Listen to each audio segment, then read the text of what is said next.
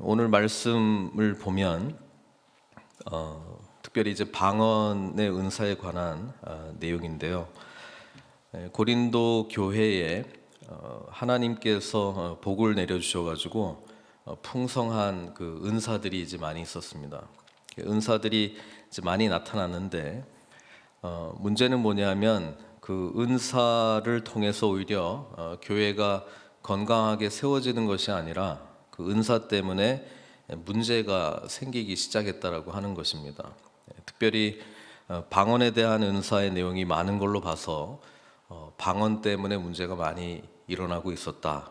그렇게 우리는 거꾸로 생각할 수 있습니다.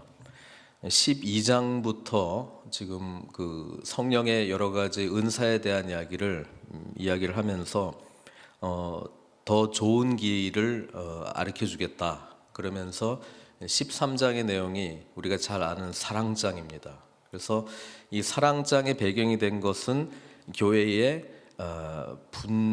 분열, 교회의 그 여러 가지 분열되어 있는 모습 때문에 이 사랑장이 나타나고 있었고, 무엇보다도 그 분열의 내용이 성령의 여러 가지 은사들 때문이었다라고 하는 것입니다.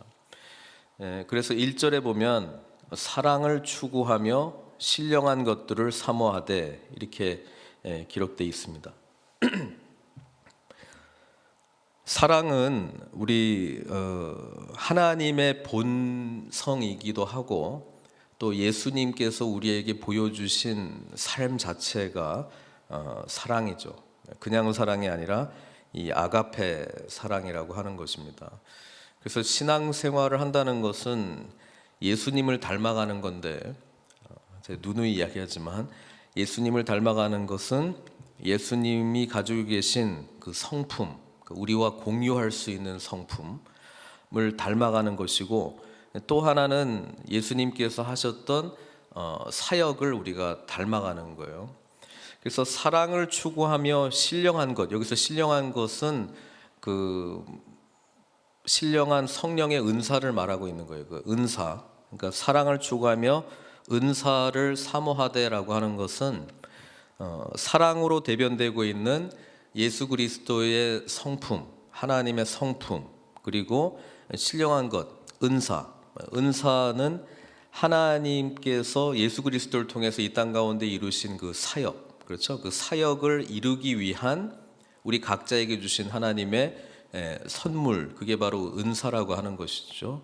그걸 같이 사모하라고 이렇게 이야기를 하고 있습니다. 그래서 우리는 신앙생활을 할 때 두 가지 측면, 예수 그리스도의 그 신앙 인격으로 닮아가고 있는가, 그 면을 하나를 봐야 되고, 또 하나는 주님께서 하시는 그 사역을 내가 닮아가고 있는가, 그걸 보는 거예요. 그게 예수님을 닮아가는 두 가지 차원이라고 하는 것이고, 지금 1절 말씀에 사랑, 예수 그리스도의 성품, 모든 것을 대변할 수 있는 그 사랑을 추구하며 신령한 것들을 사모하되, 이 말씀 안에 이게 다 담겨져 있죠. 그러면 예수님을 닮아가는 그 신앙 인격적인 면은 성경에서는 성령의 열매로 그렇게 표현을 하고 있습니다. 그렇죠? 우리가 잘 아는 갈라디아서 5장 22절 23절에도 오직 성령의 열매는 사랑, 희락, 화평, 오래 참음, 자비, 양성, 충성, 온유, 절제, 이 같은 것을 금지할 법이 없다, 이렇게 되어 있습니다. 그러니까 이 성령 안에 우리가 충만히 거할 때 예수님을 닮아가는데, 이런 성령의 열매들이, 신앙 인격적인 열매들이 나타나야 된다는 거예요. 그러니까 은사가 많은데 성령의 열매, 이 인격적인 부분들이 부족할 수도 있어요. 근데 그럴 때는 이 인격적인 부분, 이 성령의 열매들이 풍성히 나타나기를 위해서 우리가 추구해야 된다. 그거를 이제 갈망해야 된다. 그걸 하나님께 달라고, 또 주님을 더욱더 알아가게 해달라고 기도하는 모습이 우리 가운데 있어야 된다라고 하는 것이죠. 그래서 이 두 가지 측면으로 우리를 봐야 되고, 또 하나는 사랑, 희락, 화평, 오래 참음, 자비, 양성, 충성, 온유, 절제는 공동체를 벗어나고는 어떻게 발전시킬 수 있는 방법이 없어요. 사랑을 하려면 사랑할 수 있는 대상이 있어야 되거든요. 근데 큰 사랑을 하려면 내가 감당하지 못할 사람들이 내 주변에 또 있어야 돼요. 그래야 내가 큰 사랑을 배울 수 있는 거거든요. 내가 사랑할 수 있는 사람들만 이렇게 주변에 모여 있으면은 이 사랑이 그냥 알아서 자랄 수가 없습니다. 그래서 우리가 좀 착각하고 있는 것 중에 하나는 나는 원만하게 모든 사람들하고 두루두루 잘 관계도 하고 나는 정말 사랑의 사람이야 라고 생각할 수 있는데요. 그 사랑의 어느 범위까지는 내 사랑이 감당할 수 없는 사람을 만날 때는 이게 딱 부딪히는 거예요. 그러니까 그럴 때는 저 사람이 나를 이렇게 힘들게 하지 이게 아니고 예수님의 사랑으로 저 사람까지 포용할 수 있는 사랑을 이제 구해야 되는 거죠. 그게 바로 그리스도 안에서 우리가 사랑을 이제 배워나가는 그 삶의 영역이라는 것이죠. 그래서 신앙생활이 깊어질수록 내 사랑의 반경이 넓어진다라고 하는 것인데요. 그 사랑의 반경이 넓어지려면은 내 한계가 어딘지를 부딪힐 수밖에 없어요. 내 한계의 사랑이 부딪히게 되면 그때에 뭐예요? 하나님의 사랑을 구할 수밖에 없는 것이거든요.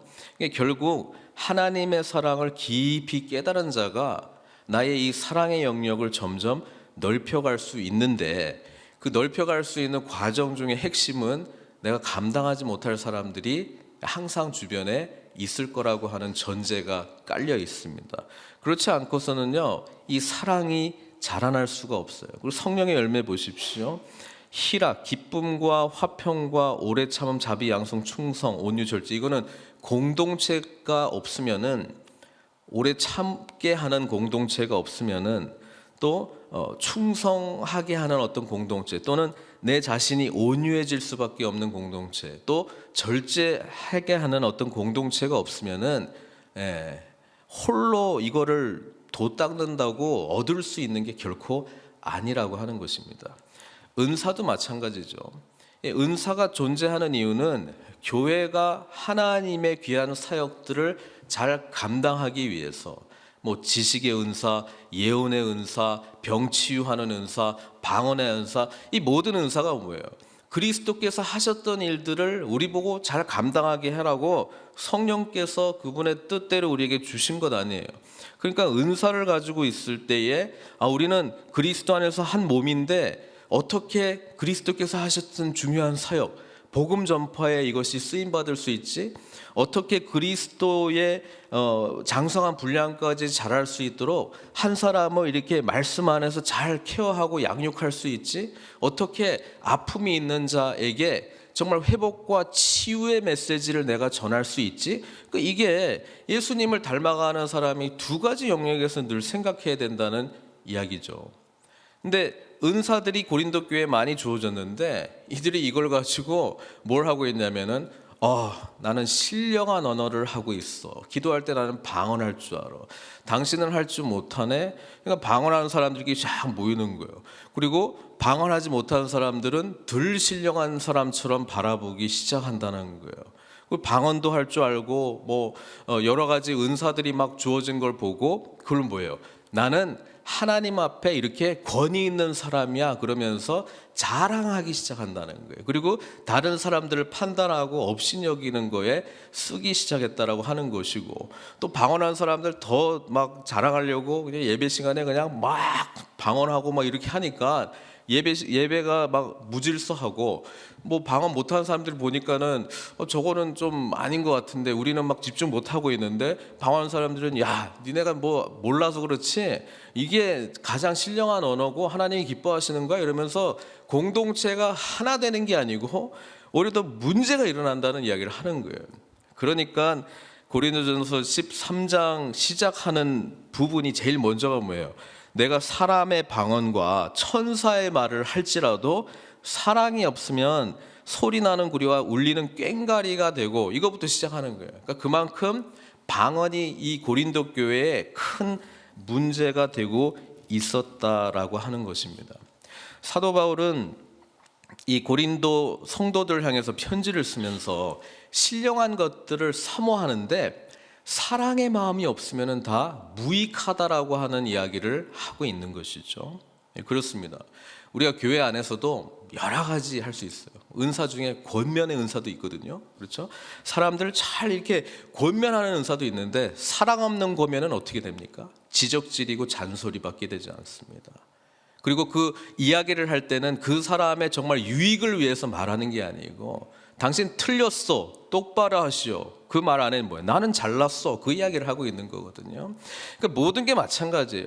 교회의 유익을 구하는데 근본 마음속에는 저 영혼을 사랑하기 때문에, 우리 공동체를 사랑하기 때문에 어떤 이야기를 하고 안 하고 어떤 행동을 하고 안 하고가 중심에 있어야 되는데, 조금이라도 나를 드러내려고 하고 내가 오른편에 있다라고 하는 것을 드러내기 위해서 이 은사들이 사용되기 시작할 때는 문제가 일어난다는 이야기입니다.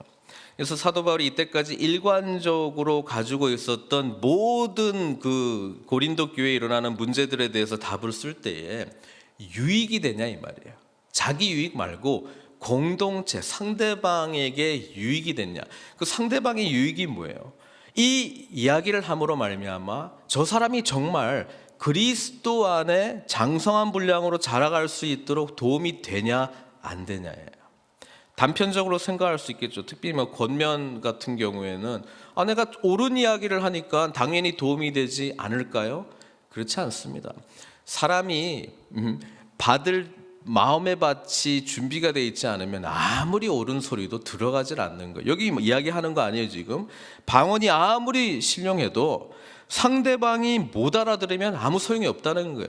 상대방이 알아들을 수 있도록 이야기하고 행동하고 섬겨주는 것, 그게 바로 예수님께서 보여주신 우리 인간 높이에 맞춰가지고 말씀하시기 위해서 이 땅에 성육신 하셔서 오신, 또 낮아지셔가지고 우리 인간의 수준에 맞춰가지고 지금 말씀해 주시는 우리 주님의 마음 아닙니까? 왜 그렇게 했습니까? 그렇게 안 하고 그냥 천상의 능력으로 그냥 짠 이렇게 하셔도 되는데, 그렇게 하시지 않는 이유는 우리가 연약하기 때문에 연약한 몸을 입고 오셨고, 우리가 못 알아듣기 때문에 알아듣는 언어로 말씀하셨고, 그렇죠? 우리가 정말 하나님이 멀리 있다고 생각하기 때문에 가장 가까이서 우리와 말씀하시는 게 우리 하나님의 마음이시고 우리 주님의 마음이신데, 그 근본은 왜요? 우리를 사랑하기 때문에 그렇다라고 하는 거예요. 그러니까 사랑하면 답이 나오는 것이죠. 사랑하면 그 마음을 헤아릴 수 있다는 것입니다. 그래서 지금 쭉 이야기하고 있는 게 1절을 이제 오해하면 이렇게 되는 거죠. 사랑을 추구하며 신령한 것들을 삼아야 돼. 특별히 예언을 하려고 하라. 그렇구나. 예언의 은사를 또 삼아야 되겠구나. 이 예언의 은사가 나온 이유가 뭐냐면, 너무 방언 때문에 지금 문제가 되고 있어가지고, 방언도 좋은데 방언이 지금 하고 있는 걸 봐라. 방언이 지금 하고 있는 게 뭐냐면은 2절, 방언을 말하는 자는 사람에게 하지 아니하고 하나님께 하나니 이는 알아듣는 자가 없고 영으로 비밀을 말함이라. 그러니까 만약에 유익이 된다면 다른 사람한테는 유익이 안 된다는 거예요. 왜? 못 알아들으니까. 유익이 된다면 자기 자신에게는 유익이 되고 하나님하고 이제 영으로 만나니까 뭐 도움은 되겠지만, 예언은 공동체에게 하나님의 뜻을 전하는 것 아니냐. 그러니까 공동체에 유익이 되는, 방언은 방언대로 열심히 하고 예언을 사모하라는 이야기예요. 왜? 그게 더 공동체에게 유익이 되기 때문에 그렇다는 거 하는 것이죠. 고린도 성도들이 신령한 것들은 사모하는 좋은 마음은 있는데 방향이 지금 틀어져 있기 때문에, 이기적인 은사 사모하는 마음으로 나가고 있었기 때문에 공동체를 늘 생각해야 된다. 사도 바울이 그거를 지금 강력하게 이야기를 하고 있습니다. 또 5절에 이렇게 이야기하죠. 3절에 그러나 예언하는 자는 사람에게 말하여 덕을 세우며 권면하며 위로하는 것이요, 방언을 말하는 자는 자기의 덕을 세우고 예언하는 자는 교회의 덕을 세운다. 그러니까 비교를 했어요. 방언은 자기의 덕을 세우고 예언하는 자는 교회의 덕을 세운다. 그러니까 이 논리로 가면 방언을 하는 사람들이 자신들이 좀 이렇게 우위에 있는 것처럼 고린도 교회 성도들이 좀 생각했는데, 이 말씀을 들으니까 사도 바울이 정리를 해주잖아요. 야, 예언의 은사가 상위 영역이고 방언의 은사는 하위 영역이야. 이렇게 또 말씀을 좀 받아들일 수 있었을 것 같아요. 왜냐하면 그 정도로 방언의 은사 때문에 교회 문제가 많았기 때문에 이렇게 이야기를 하는 거예요. 그러니까 방언을 하는 사람들이 교회의 유익을 생각하고 하는 거를 좀 놓치고 있는 것 같다. 그래서 굉장히 강력하게 이야기하는데, 그 내일 본문을 보면 방언에 또 유익이 나타나거든요. 여기서는 뭐 자기의 덕을 세운다라고 하는 이야기가 나와 있는데, 방언에 대한 유익이 또 저기 뒷부분에 보면은 또 나와 있습니다. 그게 뭐라고 나와 있냐면은 22절에 그러므로 방언은 믿는 자들을 위하지 아니하고 믿지 않는 자들을 위하는 표적이나 예언은 믿지 아니하는 자들을 위하지 않고 믿는 자들을 위함이라. 또 이렇게 또 이야기를 해요. 그러니까 지금 오늘 본문에서는 방언보다는 예언이 더 낫다. 공동체 유익이 되니까. 근데 뒷부분을 보면은 그래도 방언은 저기 안 믿는 사람한테는 야, 저 뭔가 있는가 보다. 그렇죠? 못 알아듣긴 못 알아듣는데 야, 뭔가 있는가 보다 하는 어떤 표적이 된다고 이야기를 해요. 그래서 오히려 믿지 아니하는 자들을 위해서 뭔가 하나님 정말 계시긴 계신가 보다라고 하는 전도용, 쉽게 이야기하면 전도용으로는 사용이 될 수 있는데, 예언은 오히려 하나님께서 이렇게 말씀하셨다, 하나님께서 우리에게 이런 것을 원하신다라고 하는 것은 믿지 아니하는 자들에게는 별로 도움이 안 된다는 거예요. 원래 안 믿으니까. 그래서 뒷부분 보면 또 이제 거꾸로 되는 것 같아요. 그러면 뭐 어떻게 하라는 거야 이렇게 나와 있는데, 사도 바울은 일부러 그렇게 하는 거죠. 왜?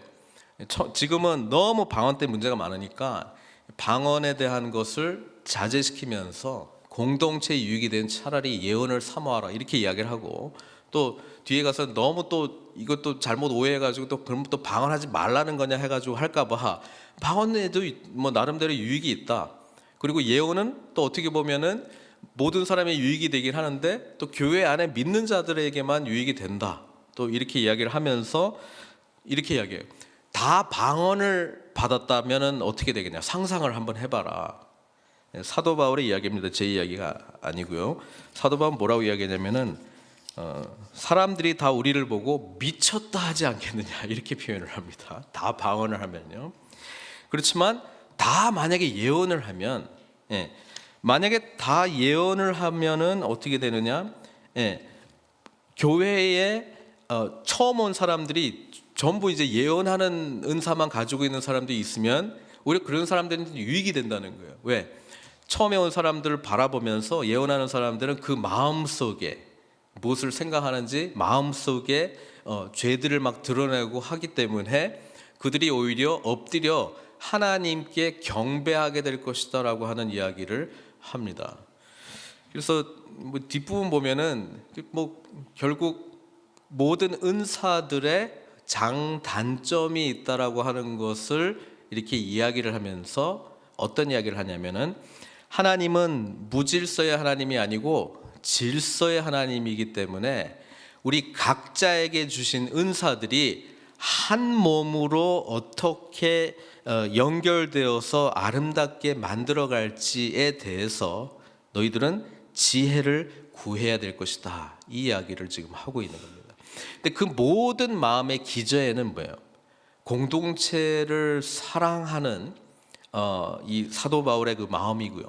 또 우리가 그리스도 안에서 하나 되었다라고 하는 그 대전제를 잃지 말고, 그 다음에 이 하나 되었다라고 하는 것 속에서 하나님이 허락하신 이 은사들을 어떻게 가장 효과적으로 효율적으로 그리스도께서 기뻐하시는 모습으로 나아갈 수 있는지에 대해서 서로 돌아보라라고 하는 이야기를 하고 있는 것이죠.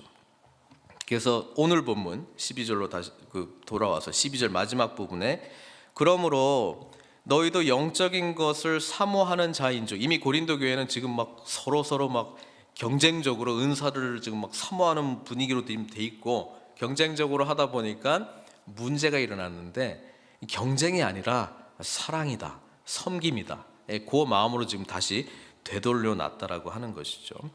교회의 덕을 세우기 위하여 그것이 풍성하기를 구하라.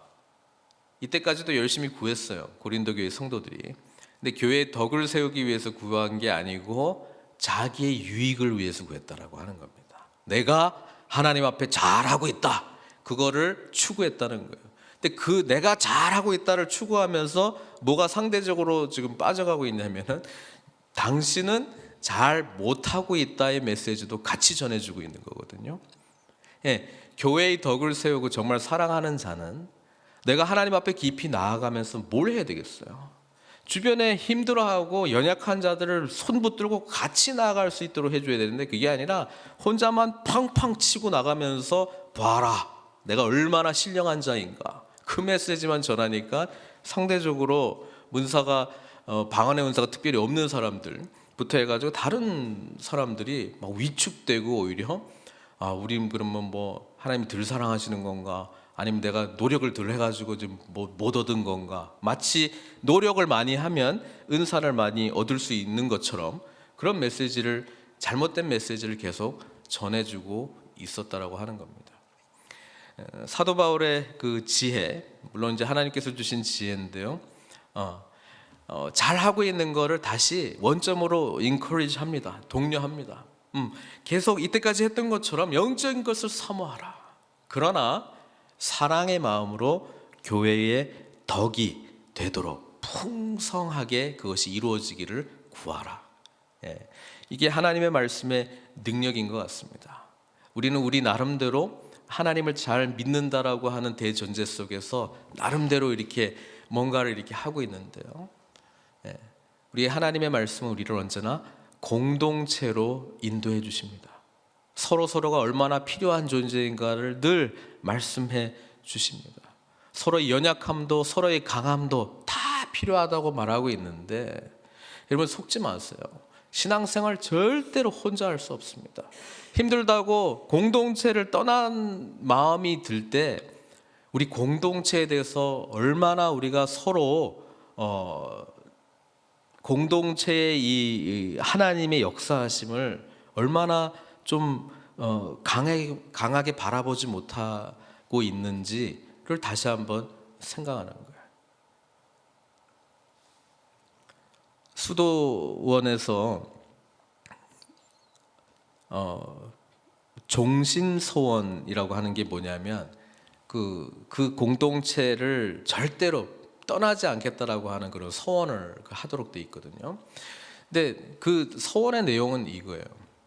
여기 안에 하나님께서 우리에게 모든 것을 가르칠 수 있는 게 이제 공동체 안에 다 있다라고 하는 믿음 때문에 종신소원하는 거야.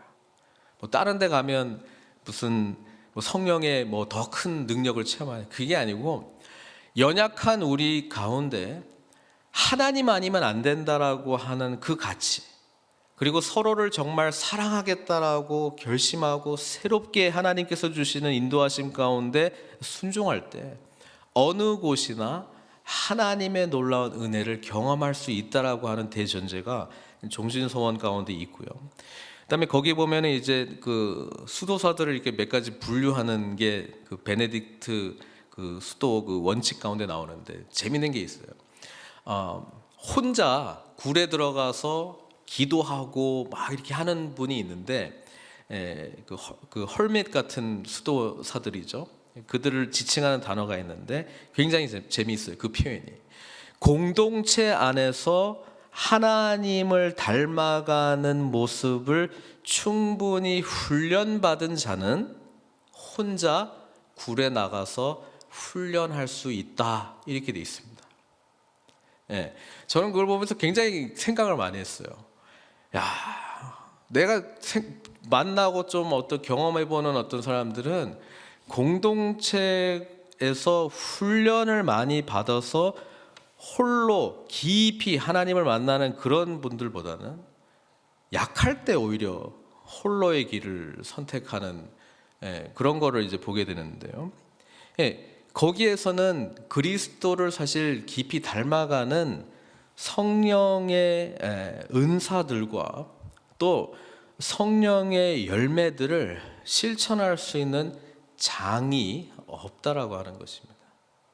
공동체가 그리스도 안에서 온전히 세워져 나갈 때에 우리는 공동체 안에서 훈련하시고 나를 빚어가시고 나의 연약한 심령을 그리스도께로 더욱더 인도하시는 우리 하나님의 은혜를 깊이 경험하실 줄 믿습니다.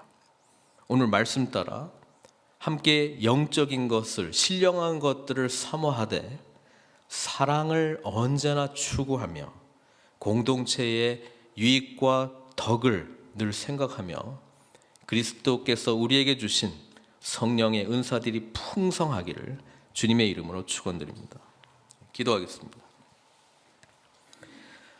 사랑의 하나님, 오늘 말씀 붙들고 주님 앞에 기도합니다. 사랑을 추구하며 교회의 덕을, 유익을 구하며 신령한 은사들을 더욱더 사모하는 주님께서 역사하시는 하나님의 아름다운 공동체 될 수 있도록 은총 베풀어 주시옵소서. 예수님의 귀하신 이름으로 기도드리옵나이다.